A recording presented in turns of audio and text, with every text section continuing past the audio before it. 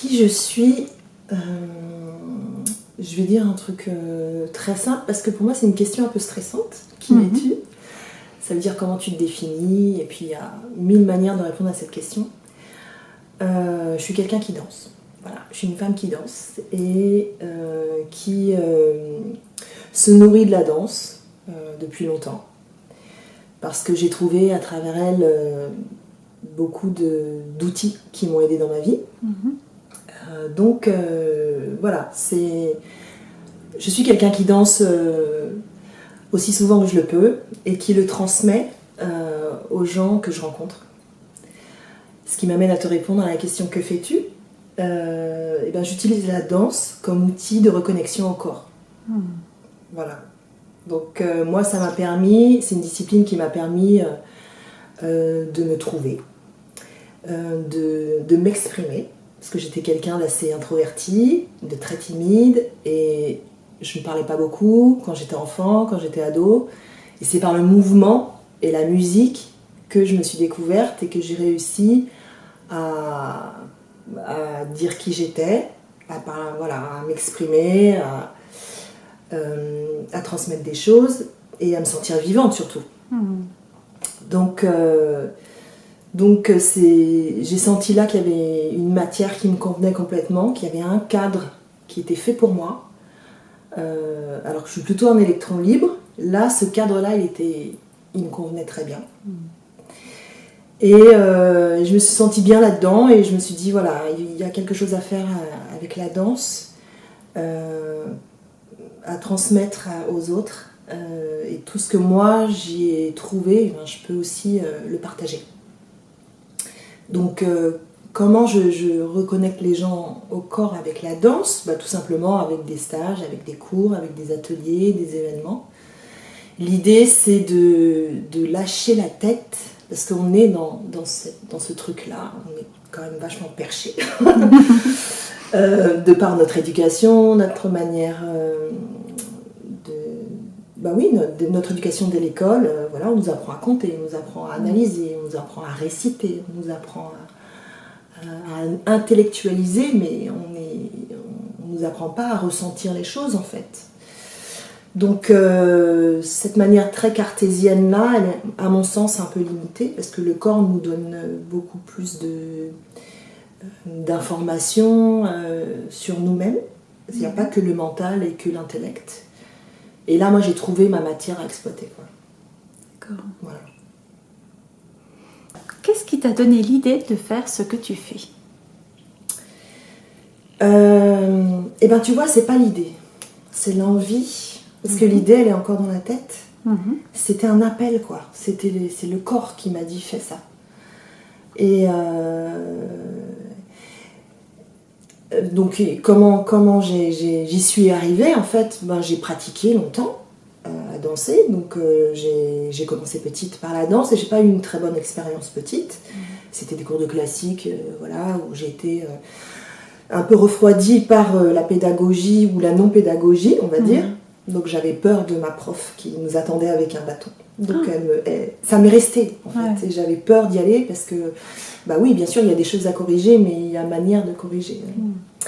Donc je suis pas restée longtemps en cours de classique. Et puis après, j'ai fait un petit peu de jazz. Et ça m'a plus plu.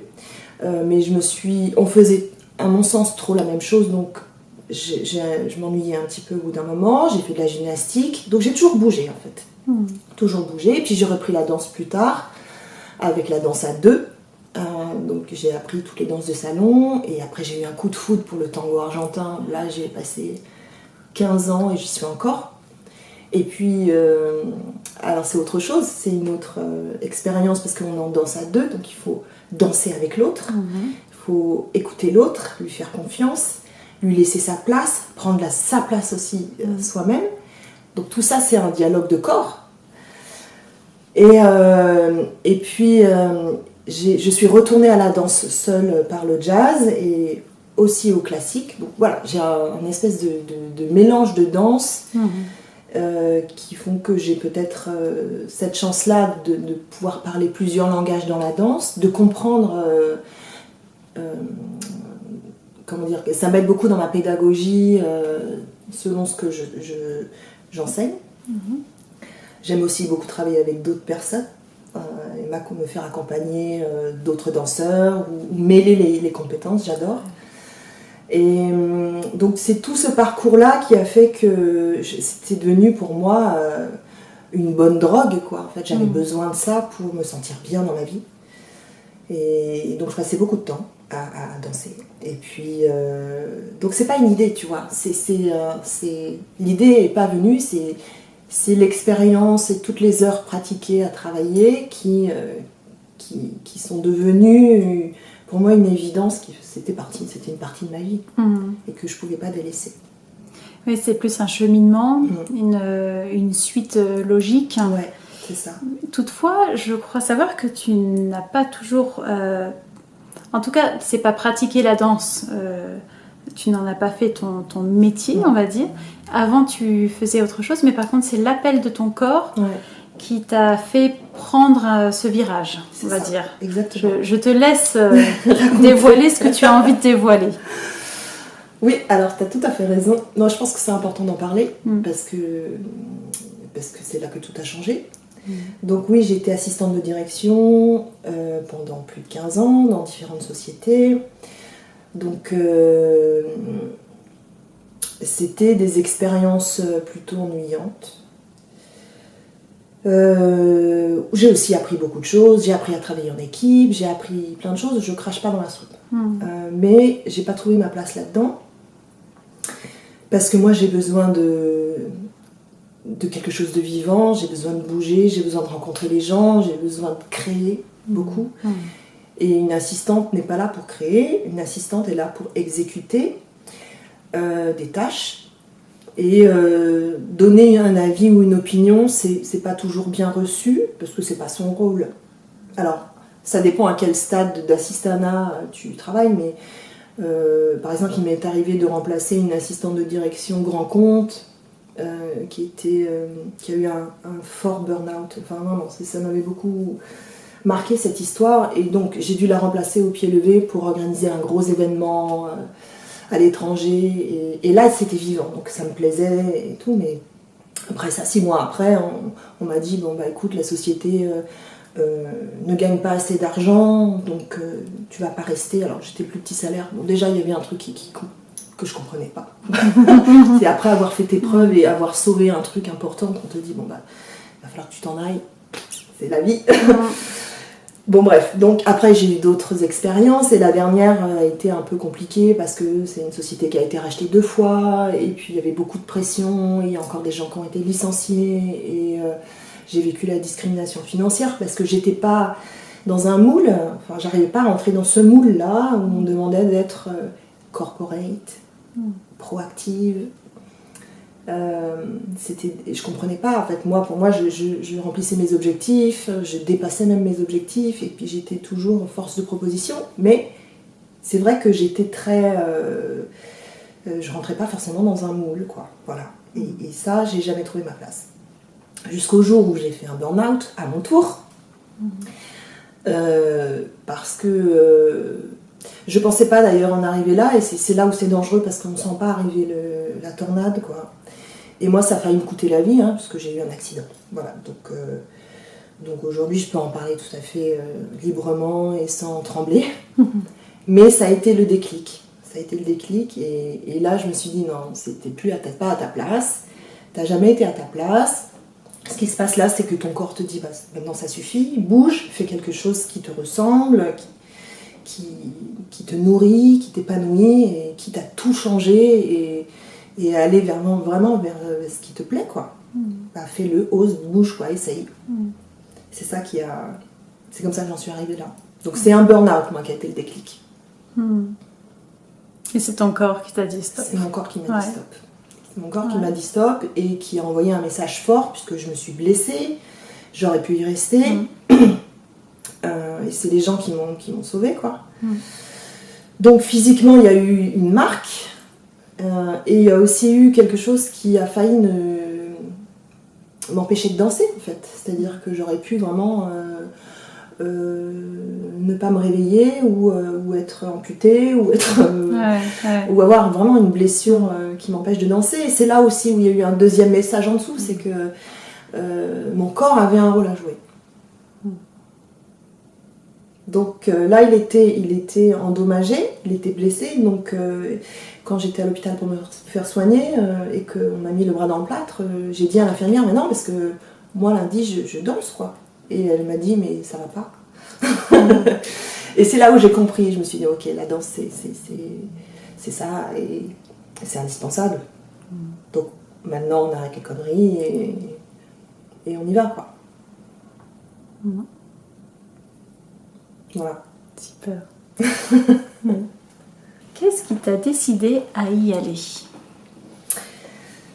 Alors, ce qui m'a décidé à y aller, c'est une prise de conscience par rapport à ce qui s'était passé, à cet accident.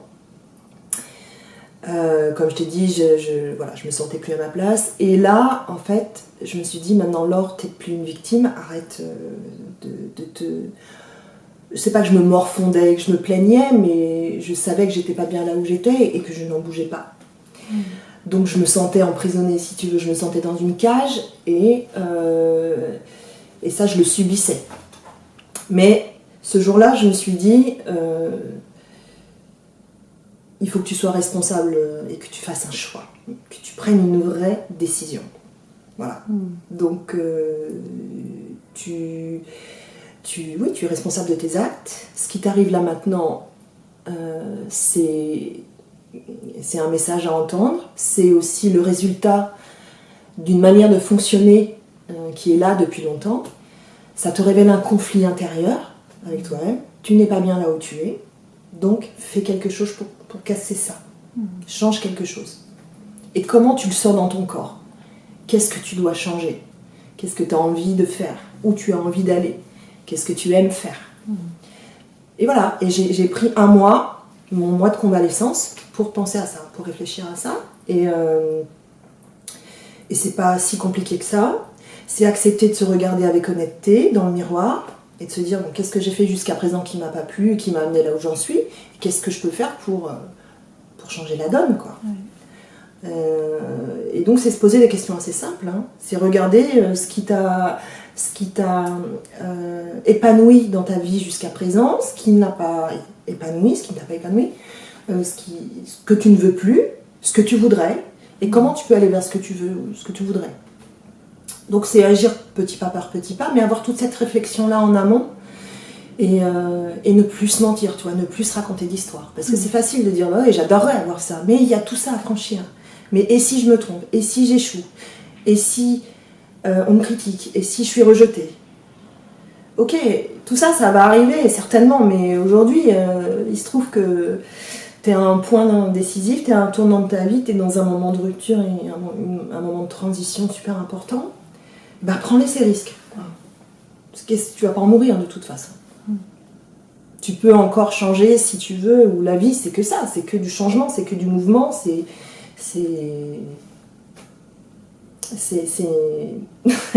du mouvement. C'est du mouvement. Voilà. Ça peut avoir une rupture et puis hop, recommencer. Voilà. Et hop, c'est que ça. Ouais. Et tout, je pense profondément que tous ces moments de rupture et de difficulté sont là pour nous apprendre des choses et pour nous faire évoluer, en fait. Donc, voilà, le mien, il était là et je devais en retirer quelque chose, un enseignement, et j'ai tout compris, en fait. Je pense avoir tout compris, et ça m'a vraiment parlé, ça m'a vraiment parlé de l'intérieur, quoi. C'est des sensations d'abord, c'est des émotions, c'est pas forcément, c'est pas encore intellectuel. Après, tu intellectualises et tu écris, et il y a des mots qui viennent, mais c'est d'abord un ressenti. Et je pense que c'est ça aussi que j'ai envie de transmettre, c'est comment on lit en nous. C'est quoi cette lecture subliminale, un petit peu, cette double lecture. On n'a pas besoin toujours d'aller tout intellectualiser ou aller chercher d'abord à l'extérieur de l'information. On a aussi, nous, une source d'information qui vient de nous, quoi. Ouais, et ton accident était là pour... on l'avait qualifié d'effondrement total de ton être finalement, hein, parce qu'il y avait vraiment une chute importante. Enfin, une chute physique en plus. Hein. Ouais. Et là, c'était comme si c'était une remise à niveau, à zéro, pardon, pour que hop, tu changes et que tu reprennes un autre mouvement. C'était vraiment un virage et c'était à 180. C'était obligé de changer complètement d'orientation, sinon c'était le mur, c'était le choc. C'était le mur. C'est ça. Ouais. C'est ça, c'est le corps qui lâche, c'est le corps qui dit stop, arrête et bouge, fais autre chose. Voilà, c'est va vers toi en fait. Ouais. Donc il a besoin parfois de... moi j'ai eu besoin de ça, c'est-à-dire que je pense que je suis quelqu'un je t'en avais parlé, mais de très résistant, qui n'écoute pas forcément jusqu'où... quel est le seuil de tolérance, et que là le seuil de tolérance a été complètement dépassé et que je m'en suis pas aperçue parce que tu es dans un conditionnement sociétal, voilà, familial, et du coup on se bouche les oreilles et on continue à avancer malgré tout, quoi. Et j'ai une question, c'est que c'est étonnant, il n'y a pas de jugement de ma part derrière, hein, bien évidemment, mais en tant que danseuse, tu étais dans ton corps pourtant. Ouais. Enfin, ou alors est-ce que tu avais déconnecté tout de même pour ne pas ressentir? Certainement, oui, j'étais dans mon corps et je pense que le fait d'avoir dansé toutes ces années, ça m'a aussi permis de tenir sur la longueur. Tu vois, c'est là la résistance. Voilà. D'accord. Je pense que voilà. Mais en effet, il y avait une partie que je refusais de regarder. Tu vois, donc je savais bien que j'étais pas bien là où j'étais, mais je me trouvais plein d'excuses et il y en a pour pas assumer ça, pour pas regarder en face le vrai conflit intérieur. Et donc j'arrivais à m'évader, j'arrivais à respirer autrement et tout, mais à un moment ça te rattrape. Ça te rattrape et ça te rattrape d'autant plus quand je pense que tu as des choses à proposer et que tu n'en fais pas profiter, ni toi ni les autres. Ça te fait mourir à petit feu. Ouais, c'est ça. Bon. Mais ça y est. Oui, c'est du temps perdu, mais bon, c'est comme ça. C'est aussi le cheminement. C'est que ça devait arriver à ce moment-là et que j'étais peut-être pas prête non plus. Je pense j'étais peut-être pas prête. Tu l'aurais peut-être pas fait avec autant d'intensité aussi. Tout à fait. Donc peut-être les choses sont bien faites, tu vois. Pour certains, même la vie est bien faite et ça doit arriver au moment où ça arrive et voilà. Exactement. Qu'est-ce qui s'est passé en toi en faisant le projet? Beaucoup de mouvements. Beaucoup de mouvements. Je me suis ouvert à un nouveau monde. Je me suis redécouverte, moi. J'ai appris plein de choses en allant vers l'autre, en osant exprimer mes idées, les proposer. Il y a eu aussi plein de montagnes russes émotionnelles. Il y en a encore. Oui. Mais c'est comme si j'avais mué. Tu vois, j'utilise cette image parce que j'ai changé de peau. Donc j'ai pris confiance en moi, même si par moments c'est difficile, il y a des paliers à dépasser, mais j'ai pris confiance en moi, je me suis épanouie complètement, j'ose faire des choses que je faisais pas avant, c'est une deuxième naissance, c'est une renaissance. C'est une renaissance. Voilà, tout ça. Tu es un phénix. Ah, peut-être. C'est extraordinaire en fait. C'est une transformation personnelle d'abord, professionnelle bien sûr, c'est une super belle aventure. Avec ses hauts et ses bas, hein, rien n'est magique et voilà. Mais J'adore, je m'éclate tous les jours. Je sais pas, je sais pas comment dire autrement. C'est une renaissance. Est-ce que tu dirais qu'il y a plus d'intensité dans ta vie maintenant? Ouais. Oui, il y a beaucoup plus d'intensité, il y a plus d'énergie, il y a de l'électricité, il y a de la connexion, il y a de la relation enfin. Donc il y a beaucoup de chaleur humaine, il y a de la transpiration, il y a de la sueur. Ouais.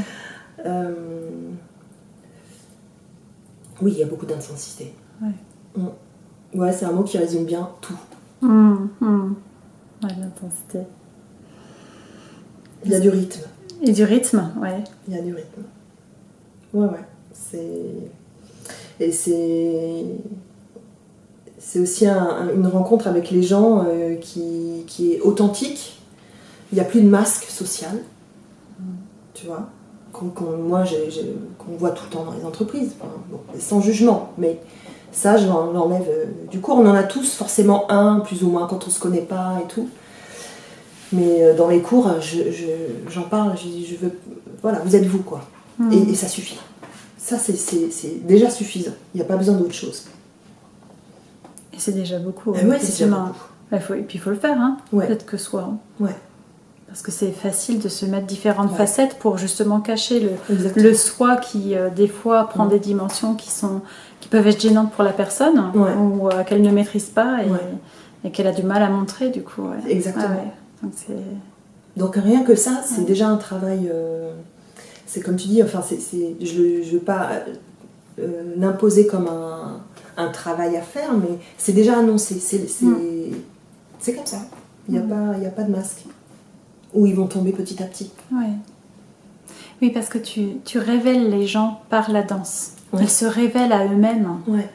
C'est ça. C'est chouette. C'est ça. Donc ils se confrontent à leur image.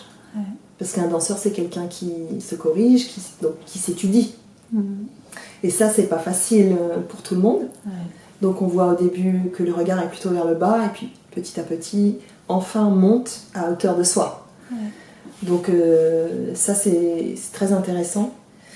Et ça me remplit de joie quand je vois qu'il n'y a plus du tout aucune distance entre soi et soi, en fait. Donc c'est important dans l'amour de soi, dans l'estime de soi. Et ça fait partie du cours, ou des stages, ou du travail que je fais. Voilà. Et puis après, bon, il y a plein d'autres facteurs qu'on travaille sur. Par exemple, je travaille beaucoup avec des femmes entrepreneurs, entre autres, pas qu'elles, mais entre autres. Et il y a pour moi beaucoup de similitudes entre un danseur et un entrepreneur.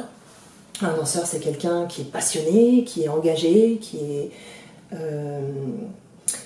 se relève quand il tombe, qui développe son goût de l'effort, qui est persévérant, qui a envie, qui est toujours dans un processus d'amélioration constante, qui répète, qui a une routine. Tout ça, l'entrepreneur, il est obligé, en fait, aussi d'avoir ce processus-là, parce que c'est pas simple, le parcours de l'entrepreneur. Loin de là, il y a tout à créer, en fait. Donc, moi, c'est ça qui m'intéresse. Est-ce que tu as eu des points de blocage te donnant envie de baisser les bras? Oula, oui, mon Dieu, plein. Oui, le premier point de blocage pour moi, ça a été me mettre en avant. La visibilité, c'est quelque chose qui n'est pas évident pour les introvertis. Moi, j'ai toujours préféré l'ombre à la lumière. Tu vois, j'aime pas trop être sous les spotlights. Pourtant, même en tant que danseuse, ça me stresse. Oui, mais j'adore danser. Mais j'adore danser en groupe. Ou alors avec un partenaire. Mais être toute seule sous les spotlights, c'est dur. Donc la visibilité, c'est un vrai gros travail que j'ai dû fournir. Ensuite, il y a évidemment le syndrome de l'imposteur, qui est une plaie, celui-là. Et qui revient de temps en temps, quand il a envie. Donc celui-là aussi, il faut le dépasser. Et puis,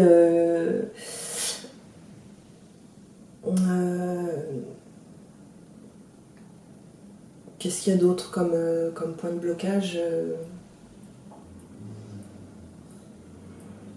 C'est les deux principaux pour moi. visibilité, syndrome de l'imposteur. Après, il y a d'autres petits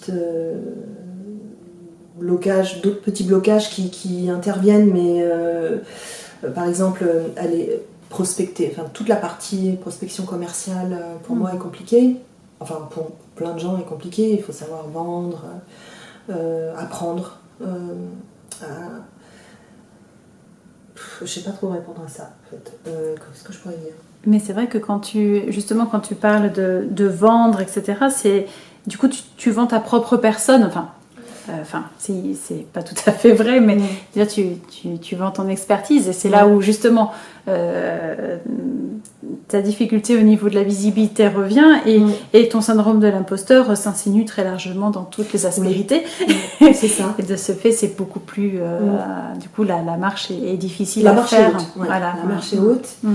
Et il faut oser demander, il faut oser être vulnérable.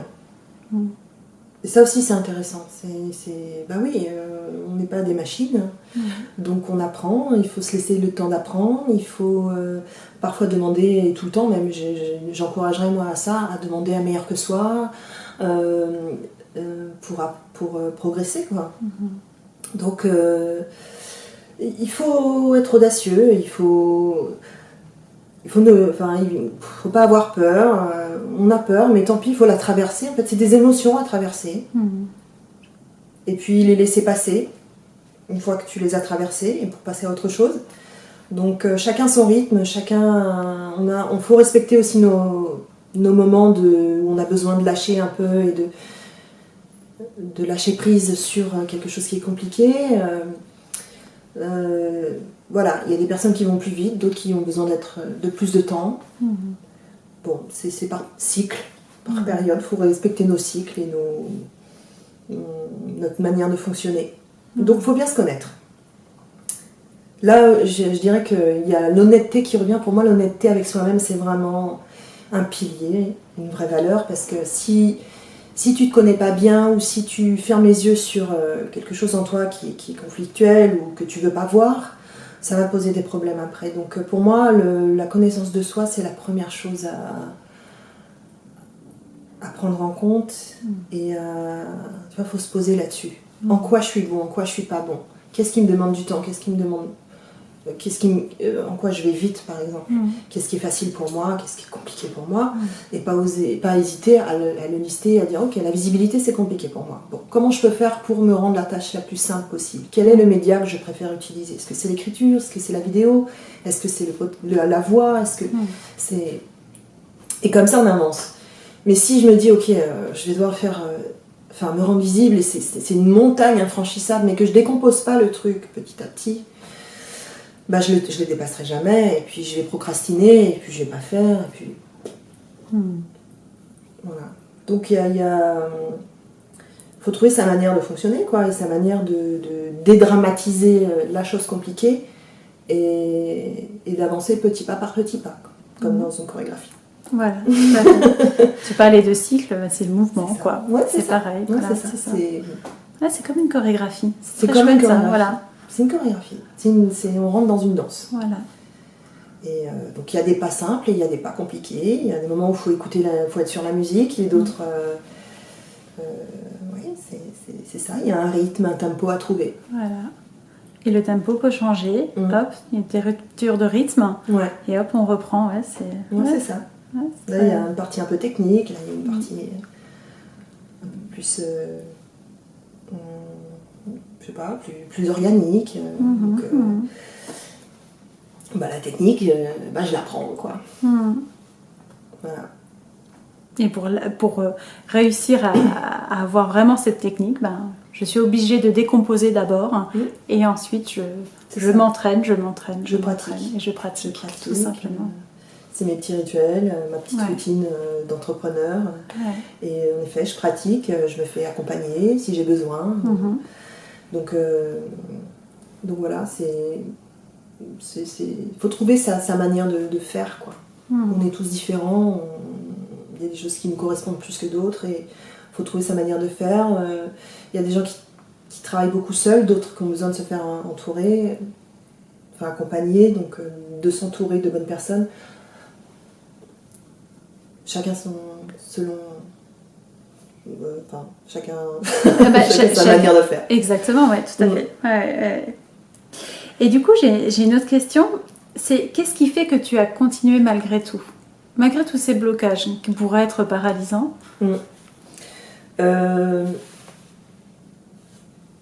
C'est la passion. Tu vois, c'est la première... c'est le premier qualificatif. C'est ce que je t'ai dit quand tu m'as demandé qui je suis.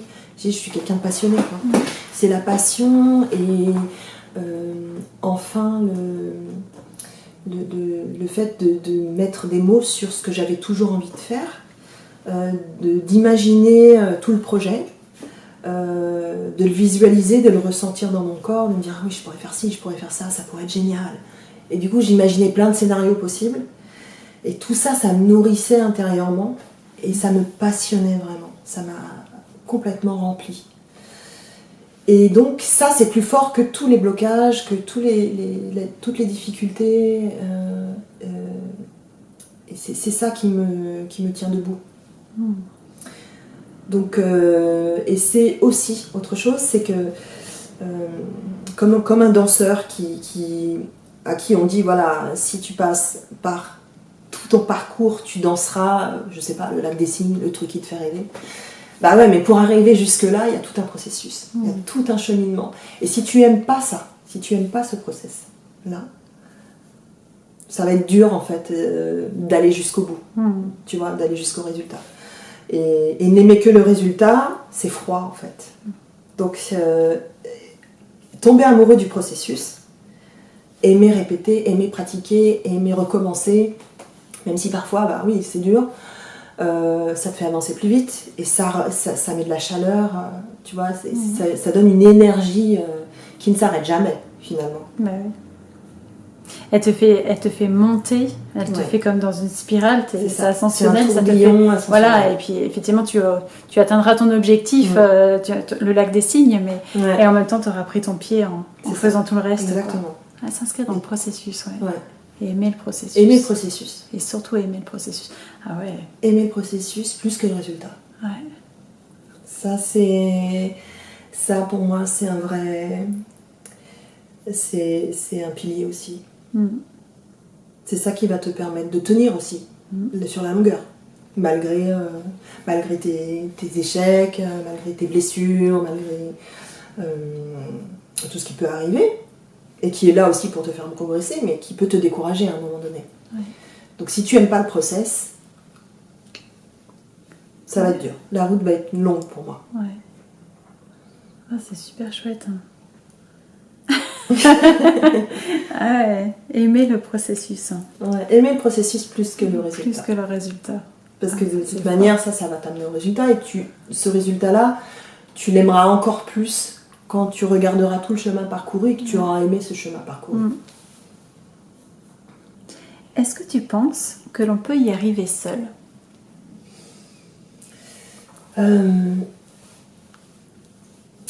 Oui et non. Alors, je m'explique. On est obligé de passer, moi en tout cas ça a été mon expérience, il y a un moment où tu dois te retrouver seul pour décider, pour prendre une vraie décision et faire des vrais choix. Et ça, personne ne peut t'aider. Parce que tu es responsable de tes choix, de ta vie. Et c'est comme ça vraiment que je l'ai ressenti. Et quand j'ai eu mon accident et que j'ai décidé de changer de vie, il y a un moment où c'est à toi de prendre tes décisions, quoi. C'est à toi de regarder en toi, d'identifier ce qui ne va pas. Je reviens sur l'honnêteté, avec honnêteté, sans te raconter d'histoire. Tu vois, tu te regardes vraiment dans le miroir et tu dis maintenant, voilà, qui tu es, où t'en es, machin. Et ça, tu peux le faire que seul. À mon sens, tu peux le faire que seul. Après, non, il faut se faire entourer. Déjà parce que ça te nourrit de l'expérience de l'autre, tu partages des compétences, tu vois... Enfin, pour moi, l'échange humain, il est très, très, très, très important. Et je pense pas qu'on puisse se réaliser tout seul, en fait. Vraiment. Vraiment pas. Non, je pense pas. Donc faut aller vers l'autre, il faut aller le chercher, il faut nouer des partenariats, voir ce qui connecte. Parfois ça ne fonctionne pas et c'est ok. C'est que ça ne doit pas fonctionner ou on sent pas les choses de la même manière. Donc ça c'est pas intellectuel. Encore une fois c'est du ressenti ou de l'intuition ou de la conscience dans ton corps. Enfin moi c'est comme ça que je fonctionne. Donc il y a des gens avec qui ça va tout seul, il n'y a pas besoin de parler des heures et on sent tout de suite que ça match. Et d'autres où tu sens tout de suite que ça va pas le faire. Et c'est très bien comme ça. La vie est bien faite, donc c'est très bien comme ça. Donc voilà, il y a les deux en fait. Je pense que vraiment il y a une vraie part d'introspection très très forte qu'il faut aller le courage d'aller voir, de fouiller et tout. Ça pour moi, j'y crois vraiment. Et puis l'autre où non, à un moment, en effet, il faut quand même t'ouvrir vers l'autre et apporter de la valeur à l'autre. Tu vois, je pense que ça aussi c'est très important. Et bien souvent en donnant on reçoit plus d'ailleurs que si on allait juste prendre quelque chose et chercher quelque chose. Donc non, là me vient en mémoire une image parce que je suis allée danser avec des enfants à l'étranger parce que j'adore voyager aussi. Et donc j'avais ce rêve qui était de voyager et de danser en même temps, de faire les deux, tu vois, dans ce petit projet-là. Donc j'ai décidé de partir, la première fois c'était au Brésil, et je me suis dit je vais aller à Rio et je verrai bien là-bas avec qui, comment ça va se passer. Et donc j'ai dansé avec des enfants dans un orphelinat. Donc je suis allée donner quelque chose, mais j'ai reçu tellement plus, tu vois, donc ça m'a nourri. Tout ça aussi, ça fait partie du cheminement. Je savais pas que 4 ans après j'allais créer mon entreprise, tu vois. Et donc j'ai renouvelé l'expérience en Afrique du Sud, j'ai renouvelé l'expérience en Inde. Donc tu vas donner quelque chose, tu vas apporter quelque chose, mais tu reçois énormément, quoi. Tu reçois énormément et tout ça, même si au moment où tu le fais, tu sais pas, enfin c'est sur le moment présent et tu sais pas que ça va te servir après, bah ça te sert après et ça m'aide encore aujourd'hui, tu vois, parce que j'ai découvert plein de choses sur le rôle de la danse auprès des enfants, auprès des adolescents en difficulté, tout, j'ai compris. Et je me suis dit que là, il y avait une matière aussi à exploiter, mais sans savoir que j'allais créer mon projet. Donc c'est rigolo comment les choses se retrouvent finalement dans ce que tu fais. Donc ouais, l'autre, c'est évidemment une ressource. Il faut, à mon sens, pas hésiter à aller vers ce qu'on aime faire et vers un truc qui nous titille depuis longtemps, pour parler très simplement, que la vie, elle est courte et qu'elle peut s'arrêter du jour au lendemain. C'est ça mon message, c'est que voilà, moi, elle aurait pu s'arrêter comme ça. Donc j'ai de la chance. Ma chance aussi, ça a été de réaliser que là où j'étais bien lotie dans ma vie, c'est que j'ai un bon corps. Il est très gentil avec moi, mon corps, il me permet de faire ce que je veux, de danser, j'ai beaucoup d'énergie, j'ai une super santé. Donc là aussi, j'ai entendu tout ça. Mais ce que je voudrais dire, c'est que arrêtez, enfin, il faut aller vers ce qui nous fait vibrer, quoi. Voilà, c'est une question de vibration, c'est encore du corps qui parle. Et il faut prendre conscience de nos conditionnements et de ce qui nous pollue, en fait. Donc, rien que lire ça en nous, déchiffrer ça, déjà, c'est faire un pas de géant. Et je pense qu'on a tous besoin à un moment c'est essentiel. Il faut qu'on aille vers nous-mêmes. C'est du respect de soi, c'est de l'amour de soi, c'est de l'estime de soi. Et quand on a tout ça, et ben, on rend encore les gens qui nous entourent plus heureux. On est utile, on a sa place et on est bien. Eh oui. Voilà. Donc c'est tout bête, mais c'est ça que je voudrais rajouter. Peut-être qu'on l'entend pas assez. Parce qu'on a peur, on vit dans une société qui a peur de perdre. Peur du manque.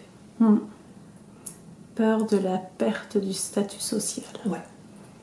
Ouais. Et je pense que ça, c'est quelque chose de très très fort. La peur de la perte du statut social. Ouais.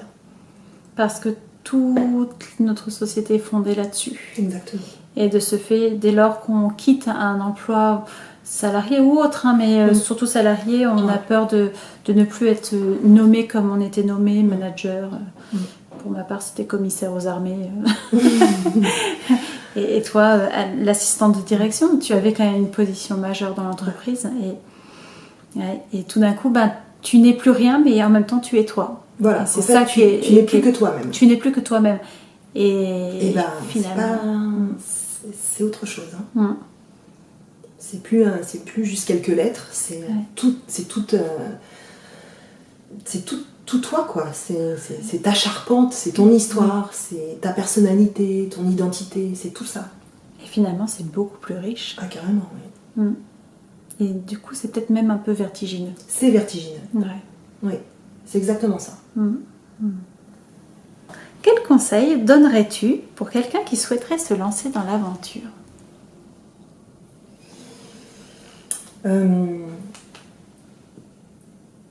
Je lui conseillerais de redescendre en lui. Je lui conseillerais d'essayer de ne plus être dans son mental. Si je prenais une image, on prend l'ascenseur et on descend dans les tripes, quoi. Et dans le cœur. Voilà.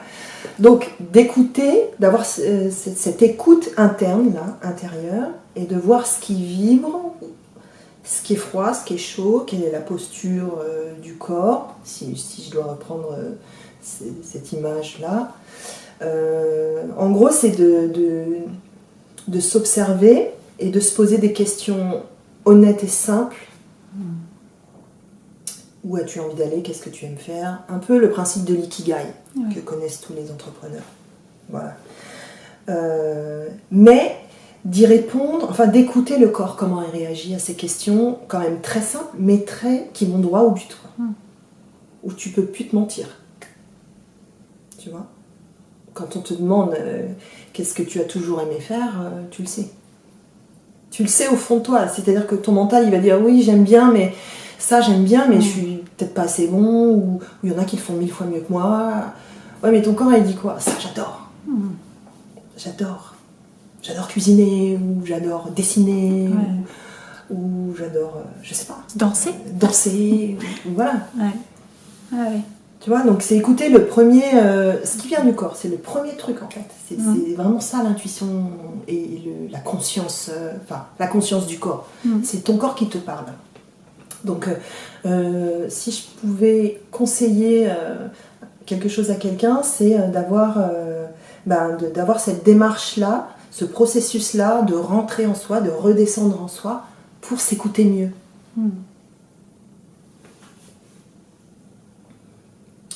Je sais pas si c'est clair. C'est très clair. C'est très clair. Ouais. Parce que c'est vrai en fait. Tu vois, il n'y a pas de mensonge. Il n'y a pas le mental qui va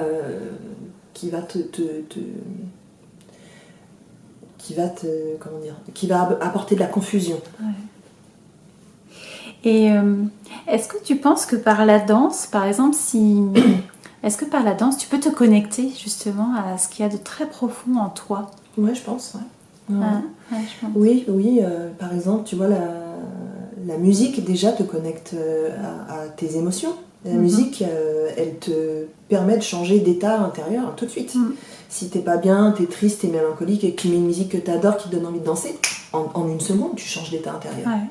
Donc, la musique associée au mouvement te rapproche de toi, quoi. C'est ta gestuelle, c'est ta posture, c'est ta manière de bouger, c'est ta manière de faire ça. Il y a 36 000 manières de bouger ton bras ou d'avancer, tu vois. Enfin, il faut le faire avec ce qu'on est. Donc, bien sûr que la danse, ça nous rapproche de nous-mêmes.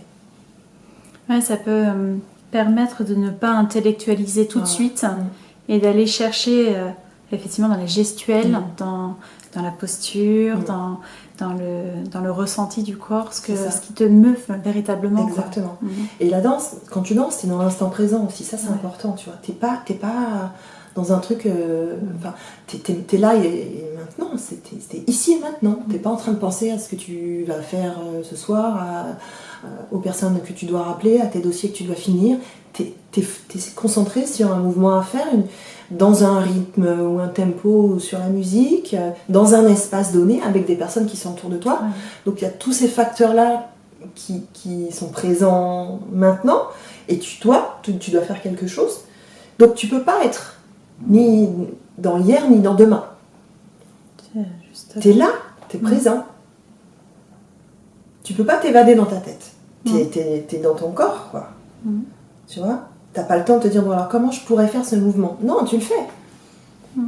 Tu le fais parce que la musique elle arrive et que tu dois le faire pile poil à ce moment-là, et tu réfléchis pas en fait. Tu réfléchis avec ton corps. Je sais pas comment dire. Ouais. À la limite, c'est ton corps qui répond. C'est ton corps qui répond. Donc c'est ça qui est aussi bien dans la danse, c'est que comme dans beaucoup d'activités manuelles finalement, ou dans le jardinage, ou dans la cuisine, où t'es là et maintenant, t'es pas en train de penser. Et ça, c'est trop bien. Et c'est vrai que ça fait beaucoup de bien. Et du coup, je vais te poser une autre question. C'est, y a-t-il des choses que tu ferais différemment ? Ouh, ça c'est une bonne question.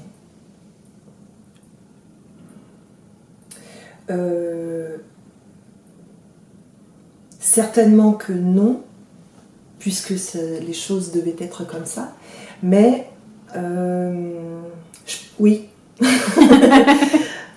je réfléchirais moins. Voilà, je prendrais moins de temps pour faire les choses, parce que les choses que tu fais, alors elles évoluent, elles changent et tout, mais le vrai truc, il est là depuis toujours. Il est en toi depuis toujours. Et on passe un temps fou à dire bon. J'ai un peu la trouille, donc je le ferai demain, ou je le ferai dans une semaine. Et tout ça, ça te fait retarder, ça te fait un peu perdre du temps. Et finalement, tu le fais quand même, parce que quand il est en toi et que c'est vital pour toi, tu le fais quand même. Donc, c'est ça que je raccourcirais les délais. Voilà. Ouais. Mais à la limite, pourquoi tu faisais pas les choses directement ? J'avais peur. Ouais. Oui, c'est ça, voilà. C'est la peur C'est la peur. qui parlait et qui te disait, bon, allez, ça peut peut-être attendre encore un peu. Ouais. Exactement. J'avais peur de me lancer, j'avais peur de mal faire.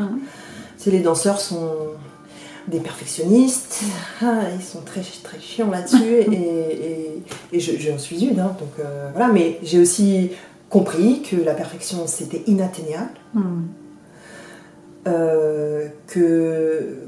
Qu'on a besoin de se tromper pour comprendre et évoluer. Donc l'échec fait partie du cheminement, et nous on est dans une société, dans un pays où on diabolise tout le temps l'échec, ne serait-ce qu'en donnant des notes à des enfants déjà, et on souligne pas assez tout ce qu'il y a derrière l'échec, c'est qu'il y a quand même de l'essai, on essaye de faire quelque chose, donc on n'encourage pas assez, et on devrait neutraliser l'échec en fait, puisqu'il est normal. Donc voilà, donc on a peur de l'échec, on a peur de se lancer, on a peur de mal faire, et tout ça, ça nous fait perdre du temps. Et tout ça, c'est la tête, c'est dans le mental, et voilà. C'est comme ça. Oui, parce que lui, le corps, il est tout à fait d'accord, il est ok. Oui, le corps, il est dans l'expérience, dans l'expérimentation, donc il sait qu'il respecte ces étapes-là, quoi. Il sait que voilà, un enfant qui apprend à marcher, il va tomber 1000 fois. Mais l'enfant n'est pas en train de se dire, il n'est pas en train de réfléchir, il est dans l'instant présent, et lui il veut marcher, donc il va être sur 4 pattes, et puis voilà, après il va essayer de prendre appui, et il va faire 2 pas, il va tomber, il va recommencer jusqu'à ce qu'il tienne debout et qu'il aille du canapé à la table. Et après il a découvert son super pouvoir. Exactement. Et il y va. Il a tout compris l'enfant. Il n'est pas dans le mental, il est dans l'instant présent, il est dans le corps. Voilà. Donc, nous adultes et jeunes adultes, on est façonnés, on est conditionnés dans une manière de penser, une manière de faire, une éducation, un modèle social, une figure d'autorité. Et puis du coup, on perd notre vraie nature, si tu veux. On perd cette innocence de l'enfant, l'enfant n'a pas peur. Donc nous, on a peur. Donc on perd du temps. Ouais. Donc avec cette conscience-là, je réduirai les délais, bien sûr. Voilà, oui. Et expérimentons. Je trouve qu'on n'expérimente plus. Si ça ne marche pas, et je parle pour moi, attention, hein, mais quand on expérimente, et si ça ne marche pas, on laisse tomber. Sauf que des fois, il faut juste mettre un peu plus de rythme ou de rigueur dedans, et de voir que finalement, plus on expérimente, plus on apprend des choses, et puis et on revient à notre spirale, à notre mouvement, et hop, on continue et on continue. Exactement. Et finalement, ça fait partie du processus. Ça fait partie du processus qu'il faut aimer. Donc. Qu'il faut aimer. mais c'est vrai. Non, mais c'est ça. C'est ça. Et effectivement, réduire les délais. Dès lors que tu as compris que de toute façon, c'était une résistance de ton mental. Voilà. Tac. Tu l'évacues, tu comprends, tu l'évacues et tu pars. Ouais. C'est ça. Super. C'est bien, très bien résumé. Parfait. Parfait, c'est bon. Good job. Et j'ai quand même une dernière question. Que signifie pour toi avoir l'audace d'être soi? C'est justement tout ça. Pour moi, être audacieux, c'est être extrêmement honnête envers soi-même et ne plus se mentir, ne pas se mentir. C'est-à-dire prendre conscience de toutes les histoires qu'on se raconte pour ne pas aller vers soi, tu vois, pour céder à la peur d'exister, la peur de transmettre, la peur. C'est fou en fait, à quel point on se complique la vie. C'est dingue. Être audacieux, c'est avoir ce regard extrêmement honnête envers soi et juste envers soi en disant je suis ça, je veux ça, je le fais. Point. J'arrête de me compliquer la vie, de me saboter, de me flageller, de ne pas m'aimer assez. J'y vais. J'arrête de me prendre la tête, en gros. Voilà, on décroche la tête. On décroche la tête. On décroche la tête. C'est ça, c'est aller vers soi. Être audacieux aussi, c'est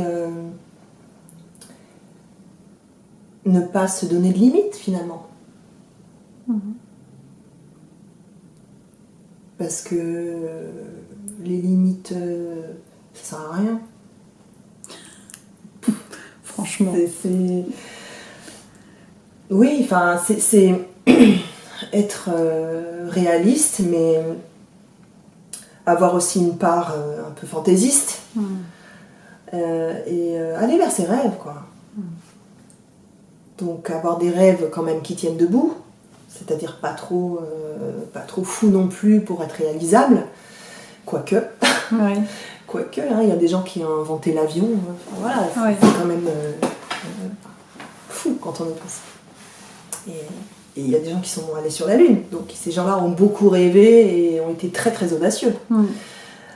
Mais pour moi, l'audace, c'est une question d'honnêteté envers soi-même, encore une fois. Parce qu'on est très très doué pour se raconter plein d'histoires. De fausses histoires et se fuir, finalement. Et moi, la première, tu vois, c'était vraiment ça, quoi. Donc, je dis pas que je me raconte plus d'histoires, mais au moins je sais les identifier maintenant. Et je sais quand je me raconte et quand je me raconte plus. Donc, voilà. Donc, c'est ça, en fait, c'est être courageux, hein. C'est du courage, l'audace. Finalement, c'est de se mettre face au miroir. Ouais. Et de danser. Ouais. Mais en se regardant. Et en se corrigeant. C'est ça. C'est exactement ça. Est-ce que tu veux rajouter quelque chose? Que j'ai été ravie de faire ta connaissance. Ravie. Je te remercie beaucoup de me donner la parole. Parce que je sais que moi, ça m'aide beaucoup aussi à réfléchir sur tout ce que j'ai fait jusqu'à présent, à le mettre en mots, ce qui n'est pas simple pour moi, le mettre en mots. Je le mets plus encore, moi. Donc rien que ça, c'est une belle expérience. Et ce que j'ai envie de rajouter, c'est... j'espère que que cette interview sera utile aux personnes qui te regarderont et qui nous regarderont. Qui te écouteront. regarderont. Qui entendront le message. Voilà. Ouais. Il y a énormément d'enseignements dans cette interview, donc oui. Tant mieux, j'espère. Ouais. Et qu'elles viendront danser, ces personnes. Ah bah, ça serait super. Voilà, qu'elles osent. Et je suis la première à me dire que mon corps me dit qu'il faudrait que j'ose aller danser aussi. Voilà. Et bah, tu sais, la porte est ouverte. Exactement. Merci à toi, Laure. Merci beaucoup, Mélissa. Et puis, et que tout le monde danse, expérimente et entre dans ce merveilleux processus. Voilà. Ouais, merci beaucoup. Merci.